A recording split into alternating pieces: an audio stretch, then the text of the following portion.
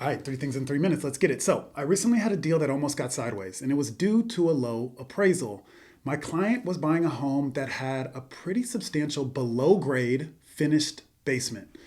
Thank God they were putting more than 50% down, so the appraisal wasn't going to kill our deal one way or another, but it still hurt. And I want to share with you how to avoid this for your clients in the future. So, the problem in this case is that the agents had priced that basement into the gross living area, GLA. But to get to the basement, you had to leave the house, go outside, go around, and then enter the basement. So it makes it a bonus space in the appraiser's eyes. It cannot be considered part of the gross living area. This is what caused the appraisal to come in low. Appraisers don't just add up all the square footage and multiply by the price per square foot. Below grade space, ADUs, bonus rooms, they don't carry the same value per foot as the rest of the home. Think about it. Even you value the area of the home where your kids sleep differently than the ADU where you put your uncle up during Thanksgiving. Appraisers define this as contributory value, what buyers in this market are actually willing to pay extra to have that feature. Here's how you figure out what the contributory value really is. Pull 2 comp sets, find 5 we're discussing, and then find another 5 to 10 with that feature. Then go in each set and define the median price or median price per square foot of each group. The difference between those 2 numbers is the contributory value. So if all of your homes without that feature, without that basement, sell for about $900,000 as your median value, and then homes with finished basement sell for $1 million, then you can assume that the contributory value is about $100,000.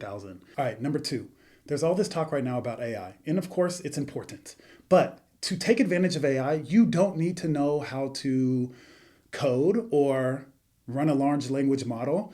The easiest way for you to get business utilizing AI is to optimize your Google reviews.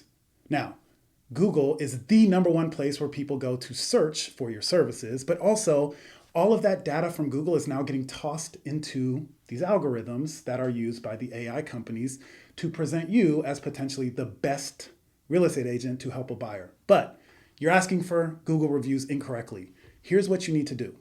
The first thing is when you ask for reviews and do it consistently with every closed transaction, make sure the client is giving you 3 things. First, what did you help them with? Are they a first-time home buyer?